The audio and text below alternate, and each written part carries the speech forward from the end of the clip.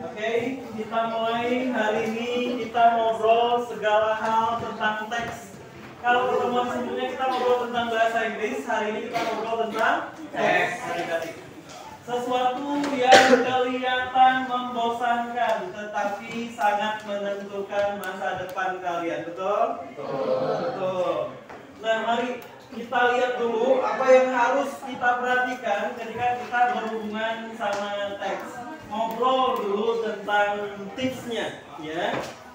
Adik-adik, kalian akan ketemu sama soal-soal yang sifatnya menyaring kalian antara kalian yang menang ataupun teman-teman kalian nanti, baik itu di sekolah yang sama atau dari sekolah lain. Untuk memperebutkan apa? Bangku kuliah. Maka dari itu soalnya pasti beda dari soal-soal yang biasa kita jumpai di sekolah, betul nggak? Maka apa duluan yang harus kalian perhatikan? Nih tulisannya seperti ini, tapi kita akan coba bahas masalah mental.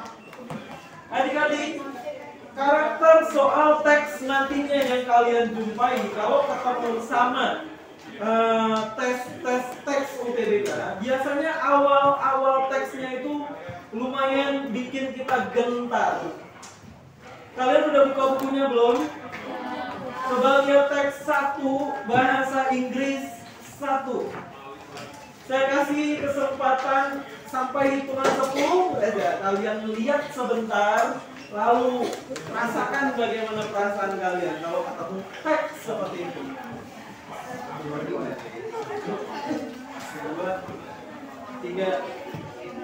4, 5, 6, 7, 8, 9, 10. Kemungkinan kalian udah baca sekitar 4 baris itu paling banyak, betul? Dalam 4 baris kalian juga ngerasa kaget, kenapa banyak kali kata-kata yang aku belum tahu. Ya, belum tahu, belum kuasai. Nah, adik-adik, ini kan bisa bikin kena mental kalau kita tidak memiliki kesiapan, betul nggak? Maka dari itu, kita benar-benar harus menyiapkan mental kita secara baik. Nih, apa yang membedakan antara yang siap sama yang tidak? Kalian bisa belajar dari kegiatan kita waktu kita puasa. Kalian, kalau udah niat, besoknya kan lebih mampu untuk tahan lapar, betul nggak? Makanya niat bagian dari apa yang harus dilakukan ketika kita mau puasa. Kalau enggak, asam lambung bisa naik kalau kalian tiba-tiba bangun tidur terus hari ini Ramadan ya? Ada tuh yang lupa Ramadan hari ini terus ngerasa berarti kita harus puasa dong. Bayangin, saat itu juga keluar asam lambung, bisa menggerus lambung kalian. Beda sama yang udah nyiapin diri sama niat. Dapat dipahami nggak tentang itu? Maka adik-adik, kan masalah mental ini nggak bisa diakalin seperti halnya kalau saya bilang kalian nggak usah takut hantu misalnya. Saya boleh tanya nggak di kelas ini ada yang udah pernah melihat penampakan atau belum? Ada. Ya. Nih. Apa lagi dapat? Saya udah banyak kelas. Oh. Iya. Kirain lihat penampakan bukannya nunjuk kambing sebelah gitu. Karena saya ingin nemuin gitu ya, dalam satu kelas ada yang dapat. Kalian bayangkan, banyak yang bilang orang bilang hantu, lihat hantu. Padahal saya beberapa kelas masuk, pas ditanya ada yang pernah lihat beneran nggak? Nggak ada. Tapi saya pernah dapat kesempatan itu di daerah Lampinang pula, waktu kos pertama kuliah saya. Dan yang kita nonton kadang-kadang hantu tuh berkelebat gitu kan, bentuknya bayangan. It real, ya, it real. Betul-betul kayak orang asli. Dan yang bikin kita serem adalah kalau kalian udah ingat bahwa kalian nutup pintu dan kunci pintu kamar, terus malam-malam kalian kebangun, kok ada orang berdiri ya? Nah, pas di situ kan kita coba memeriksa kesadaran kita loh. Ini jangan-jangan aku mimpi. Pas lagi kayak gitu, si kawan gerak-gerak. Oh, langsung, alhamdulillah, ayat kursi nggak berubah jadi ayat doa makan. Biasa itu Bapak. Udah itu hilang. Nah, belakangan rupanya juga hal tersebut tidak dibanggakan. Berarti kita belum baik. Ya, kalau dapat kesempatan penampakan kata ustaz suruh rupiah. Nah, ternyata dalam Islam adik-adik sudah ada aturannya. Apa yang kalian lakukan kalau memang kalian jumpa penampakan? Ada yang tahu nggak? Ini dengar baik-baik syariat Islam kita ya. Jika kalian ketemu sama hal-hal yang seperti itu, syariat kita suruh kita pergi dekati dia. Dan udah itu, kalau tidak berani, jangan lari. Karena kadang-kadang ada yang nabrak juga nggak? Janganlah, kalau lari akan dikejar. Nanti silakan cari di internet ada. Kalau ada, deketin, dia akan takut. Kalau enggak, maka stand your ground. Suruh bertahan aja. Ya, biasanya emang kita bakal takut. Nah, gitu dia. Nah, adik-adik, kan kayak tadi teorinya bahwa kita suruh dekatin lawan. Dan jarang sekali ada yang mampu memiliki kemampuan untuk mendekatin tadi. Maka dari itu apa yang harus kita lakukan?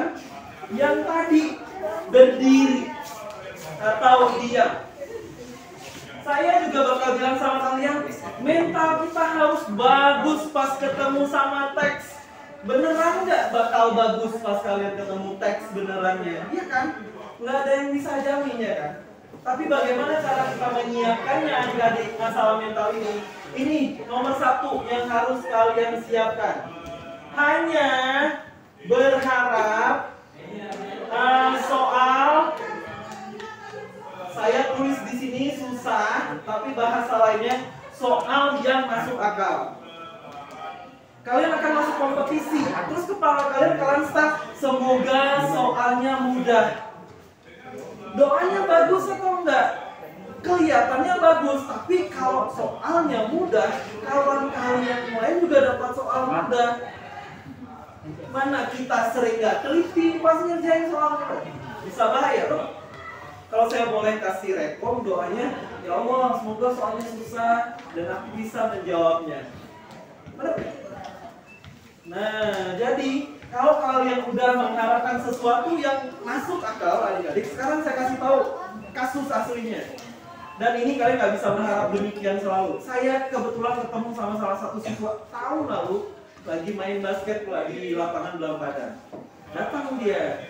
Kami kan kebetulan pada tahu kalau siapa-siapa yang lulus gitu kan.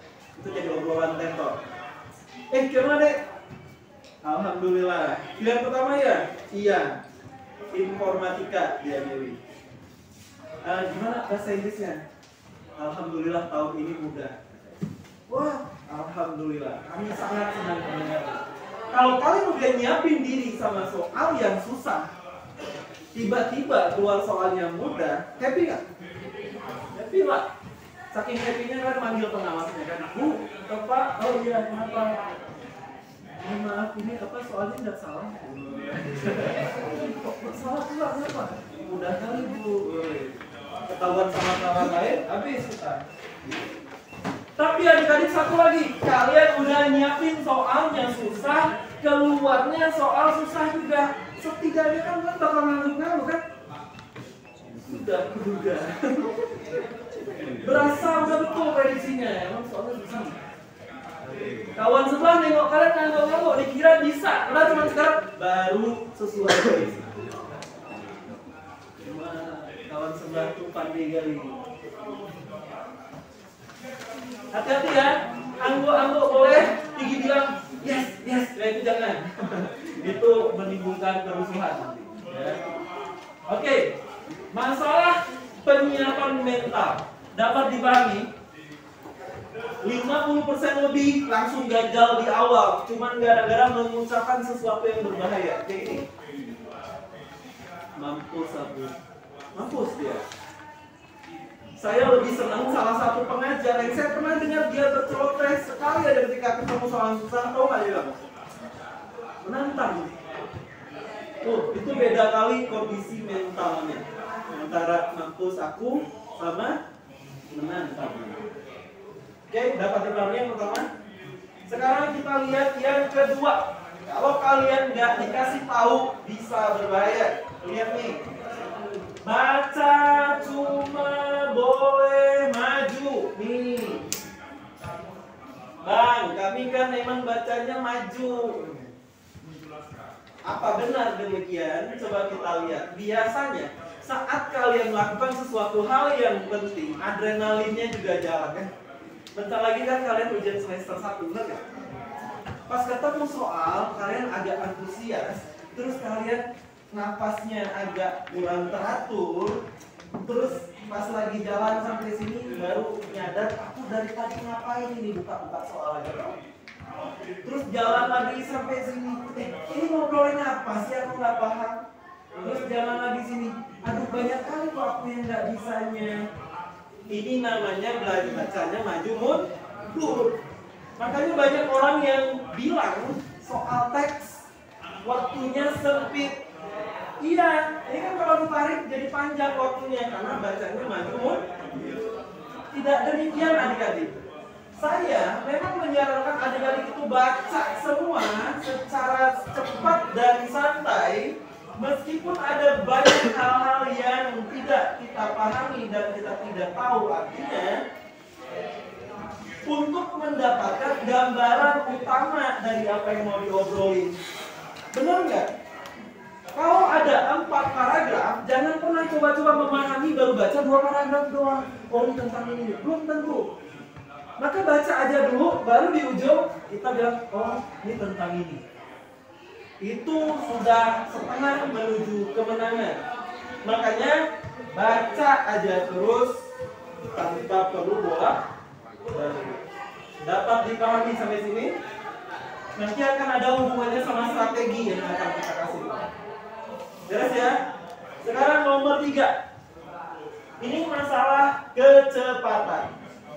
Kecepatan senyaman mungkin. Nah, ini dia.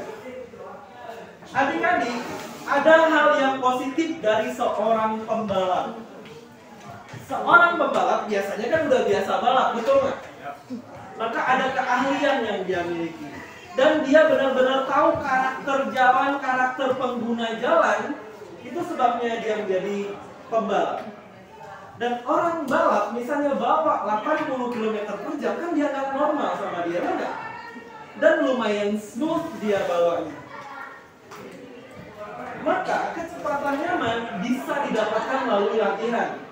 Sekarang bayangkan, adik biasanya nggak pernah bawa motor, nah, biasa diboncengin sama kawan kita. Suatu hari kalian telepon kawan, gimana Ki? Di rumah, lagi ngapain? Barengan aja, jalan yuk. Gimana jalan? Keloknya, aku lagi nggak ada motor nih. Biasa kan dia yang bawa motor. Kita bilang, oh nggak apa-apa, aku baru beli kereta. Jadi siapa yang jemput aku ke sini? Ya aku lah. Bisa? Iya. Akhirnya nyampe juga dengan selamat ya. 30 menit kemudian. Padahal jaraknya cuma berapa ratus meter. Terus datang kita sok-sokan pula. Biar aku yang bawa ya. Kan selama ini jangan bawa. Gak apa-apa. Kalian bisa bayangin. Kadang dibawa metik. Metik kan biasanya nggak mungkin loncat, betul nggak? Tapi untuk orang-orang yang pertama, ya siap, sudah.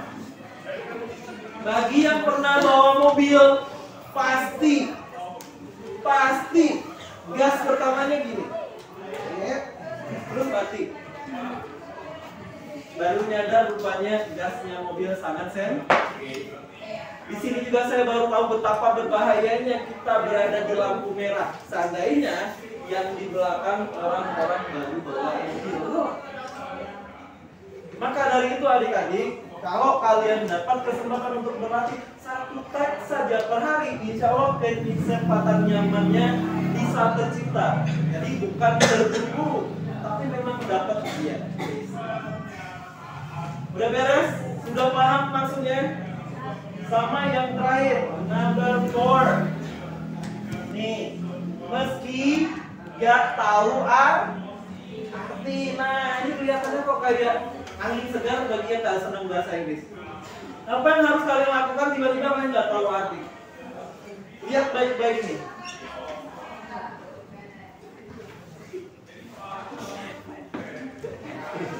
Yang pertama kalian senyum. Kalian kan nggak bisa nyontek di situ kan, nggak bisa juga lihat jawaban di mana-mana. Maka pertama, mental nggak boleh drop. Yang kedua, bisa jadi soalnya memang bukan soal buat kalian. Gimana maksudnya? Misalnya gini, ada soal yang memang disetel untuk ngecas mentalnya. Jawabannya ada, tapi hampir nggak mungkin diketahui sama kalian. Ada kejadian soal sejarah. Pertanyaannya seperti ini.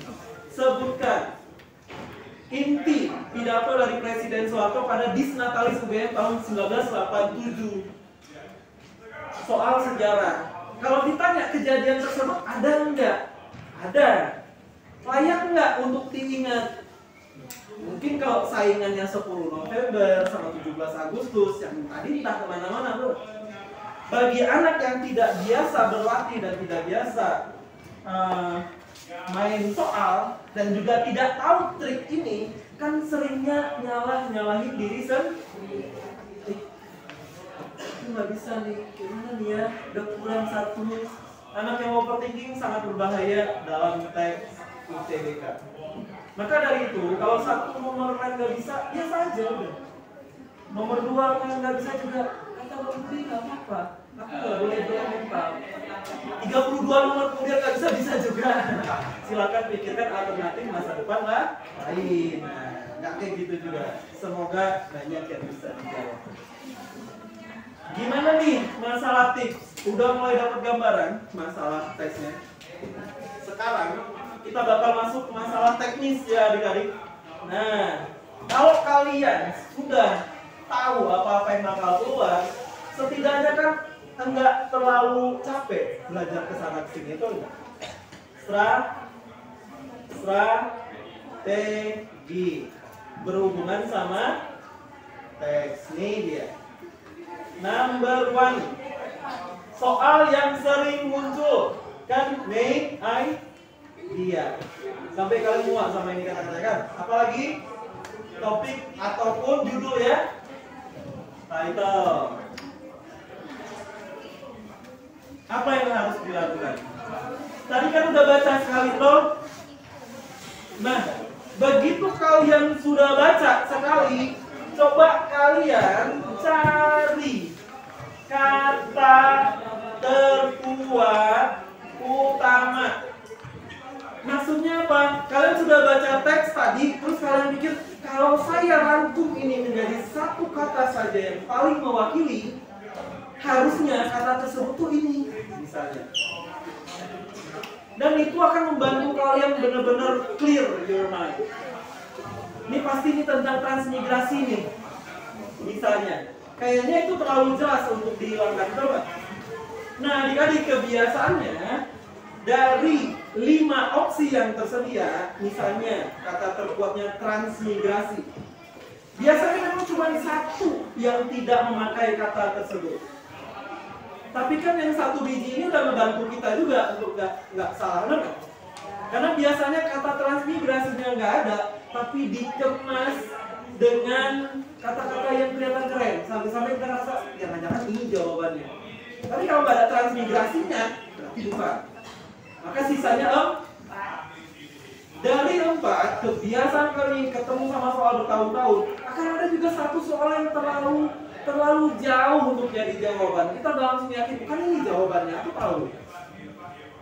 Sekarang kita cari yang paling horor aja. 3 opsi kita rasa sama kuat. Ada kan gitu? Nah, apa yang harus kita lakukan? Tadi kita udah dapat kata terkuat utama. Lihat nih, kalau ada 3 opsi yang sama kuat. Apa yang harus saya lakukan? Kalau kalian lihat itu, kalian kembali lihat paragrafnya, teks-teksnya. Ini ceritanya ada teks. Kalian cukup baca kembali kalimat awal masing-masing paragraf dan kalimat akhir, paragraf akhir. Maka insya Allah jawabannya kayak terang benderang di situ. Bahkan kalau kalian nggak cukup waktu baca keseluruhannya, giliran waktu udah mepet, ada soal main idea, cepet-cepet aja baca kalimat pertama masing-masing paragraf dan kalimat terakhir di paragraf terakhir. Rata-rata siswa tidak lagi kesulitan ketika ketemu soal ini. Masalahnya, semua siswa yang punya trik ini cenderung jawabannya sama, benernya kok. Berarti belum juga spesial kita kan.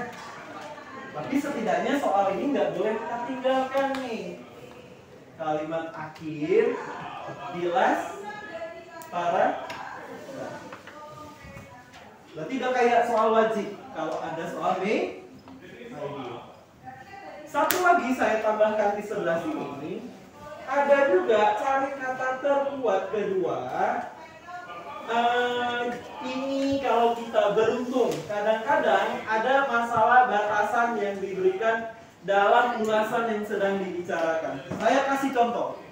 Sekarang kan lagi ada berita heboh yang berhubungan sama hak azazi manusia, tahu nggak? Apakah ini di dunia atau sedang berfokus di daerah Timur Tengah? Yang lagi hot di Timur Tengah, yang lagi hot sekali karena emang dibom, diputus lagi masalah minuman dan listrik dan lain-lain. Maka ketika ada batasan demikian, kalau ada opsi tentang dunia dan ada satu lagi tentang Timur Tengah, maka yang menjadi jawaban kita adalah yang memakai Timur Tengah. Dan ini kalau kita beruntung ada kata terkuat ke beres? Beres. Sekarang kita masuk ke soal jenis kedua, number 2. Soal vocabulary atau kosa. Nah, ini adik-adik baru ketemu hal yang seru nih. Ketika kalian ketemu sama soal vocabulary, yang harus kalian pahami, ini adalah soal masalah jodoh. Kadang-kadang kita memang tidak berinteraksi sama kata tersebut, maka wajar kita nggak tahu katanya. Ada teman lain, dia beruntung pernah ketemu sama kata tersebut. Saya pernah bikin game adik-adik. Ada kata-kata menuntaskan, artinya tuntas. Siapa yang tahu bahasa Inggrisnya? Saya kasih clue sama adik-adik ya. Di ujung setiap game, kalau kalian selesai gamenya, ada tulisan apa di ujungnya? Mission complete. Karena cowok yang sering pakai, gara-gara mereka main game. Maka masalah jodoh ini, satu yang harus saya tekankan sama kalian, jawab dengan cepat, jangan lama-lama. Otak kita, prosesornya sangat cepat adik-adik untuk mengetahui arti sebuah kata. Mau dicoba? Kita coba ya, siap ya? Sebutkan. Bahasa Inggrisnya meja. Saya ngomong, kalian dengar, kalian olah, kalian jawab kurang dari 1 detik. Ya, di kepala kalian. Tapi bukan juga ini. Sekarang satu soal lagi. Sebutkan bahasa Inggrisnya laci. Desk, meja kerja. Tunggu dulu. Kalian bukannya nggak mikir, tapi dalam waktu sepersekian detik kalian sudah mengambil kesimpulan, oh, aku Aku dari pertama belajar bahasa Inggris sampai sekarang yang nggak pernah nyari laci, betul nggak? Iya. Berarti adik-adik kalau udah nggak ada, tembak aja. Yang menjadi masalah gini, kita nggak tahu, terus kita kayaknya ini atau ini. Itu udah habis berapa detik coba? Nggak ada bener, tembak aja, udah nggak bisa pun mikir-mikir lagi. Kayaknya ini deh. Kayaknya B deh, sesuai dengan inisial siapa.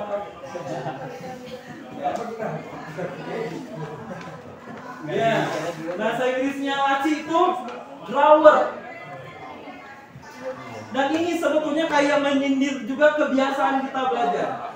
Guru bahasa Inggris sambil nggak pernah lupa ngasih tahu tentang meja, betul nggak? Tapi anehnya, entah kapan guru-guru pernah nyeritain tentang laci. Meja sama laci barengan adanya. Meja sama laci sama dia kepentingannya. Tapi gara-gara guru ngajarin meja nggak laci, kita pun nggak nyari laci. Bahaya nggak? Bahasa sekarang bahaya Pak. Bahaya. Semoga dengan ini kalian jadi lebih sering nyari-nyari sesuatu yang memang berkenaan sama kepentingan kita. Dapat dipahami bagaimana berinteraksi sama vocabulary? Saya kemarin biasanya ngasih contoh tentang occupy. Ada yang tahu nggak nih? Sebetulnya kalau sekarang kalian nggak tahu occupy, kalian bahaya kali. Occupy.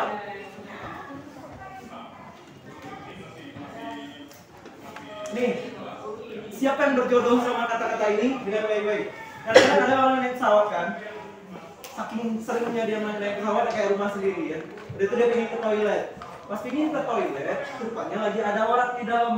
Di pintunya tertulis occupied. ED dulu. Berarti sedang dipakai, sedang diduk-duki. Sekarang occupation force itu Israel kan?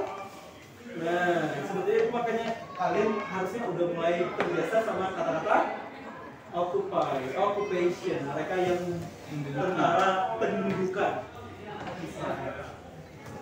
Nah, sayangnya nanti orang-orang yang sering naik pesawat pula yang tahu kata-kata itu kan. Yang sering naik pesawat dan yang sering ke toilet. Nah, itu dia. Ini masalah jodoh. Sekarang kita lihat nomor 3. Ini nomor 3 adik-adik yang menentukan kalian orang sukses atau bukan. Soal tentang true or dare. True or dare adalah mainan kalian. Anak-anak SMA pasti taruh true langsung true or dare. Adik-adik, saya ingatkan sama kalian, kalau dare oke lah, masalah true nih. Masalah true kan seringnya permainan bongkar aib kan. Allah mengampuni dosa orang-orang kecuali yang dia umbar-umbar sendiri. Mantan berdua. Aku. Begitu. Nanti bisa kena dosanya nggak diampuni. Hati-hati sekali sama permainan yang memang dikasih sama gue ya. Oke, ini true or false. True or false yang mencari suitable with the text, mencari informasi detail di dalam teks. Ini adik-adik butuh waktu lama. Udah jelas butuh waktu lama. Opsinya 5. Kalian butuh cocokin sama teks, bener nggak? Opsi A. Oh nggak ada. Opsi B. Opsi C. Mulai alarm di kepalanya bilang, woi, bilang mana? Nah, kalau kalian lagi milih soal true or false, kan harus habisin sampai dapat jawabannya. Karena memang butuh waktu lama. Dan balasannya apa? Persentase benarnya cukup tinggi. Kan namanya juga nyocok-nyocokin. Kalau kalian teliti, insya Allah jawabannya dapat. Yang sering yang tadi, begitu nggak dapat 2 biji, gentar dia, ganti soal. Berarti udah habis waktu, sia-sia.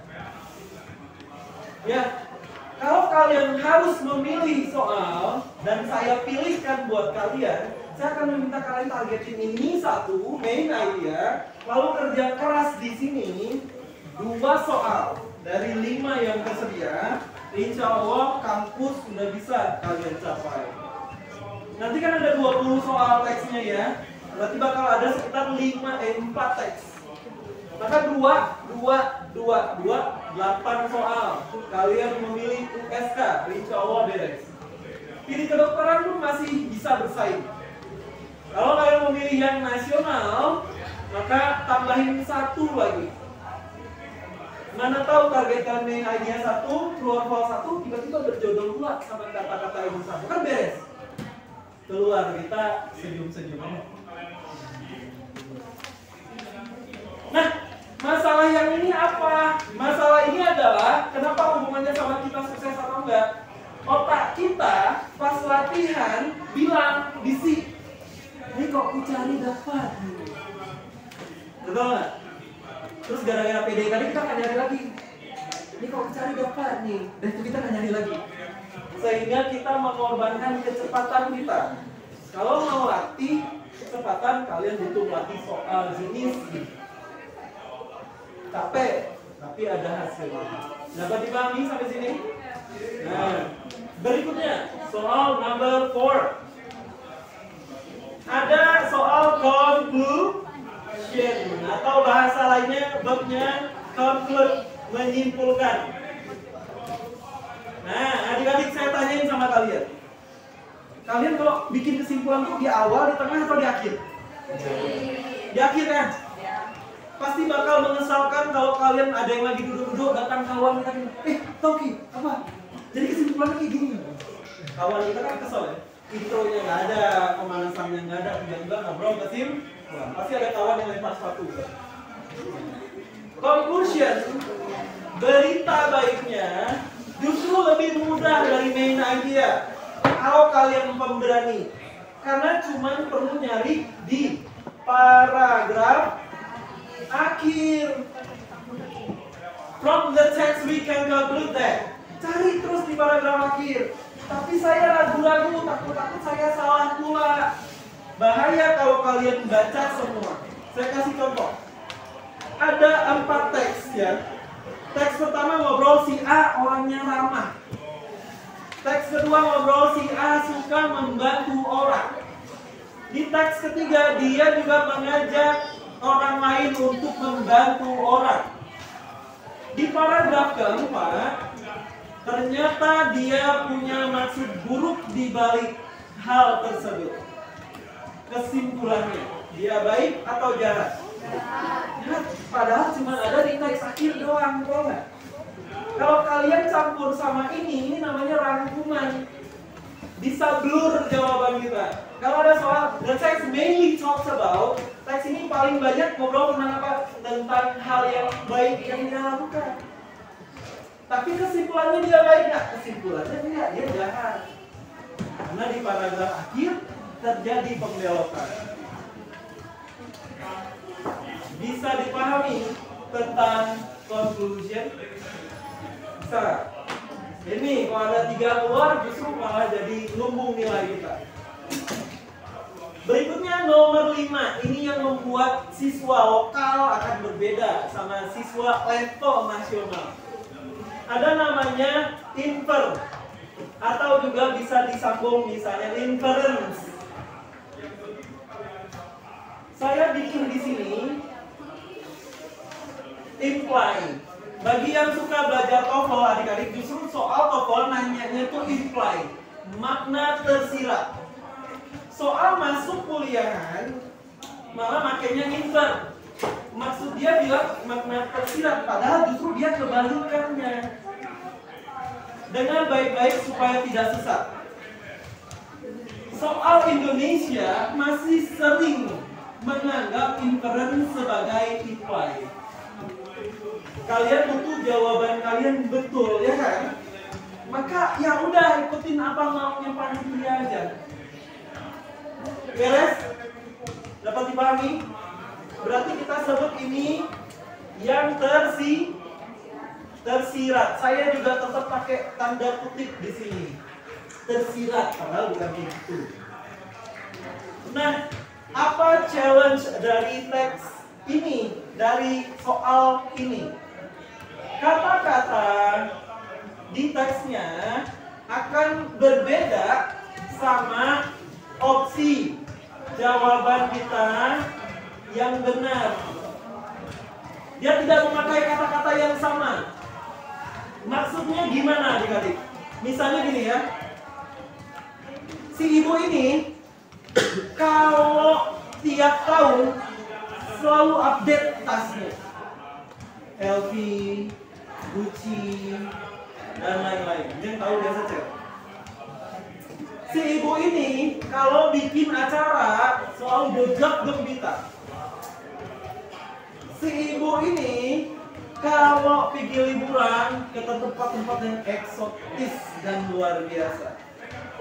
Dengar pertanyaannya. Bagaimana menurut kalian keadaan ekonomi ibu tadi? Kaya. Iya betul.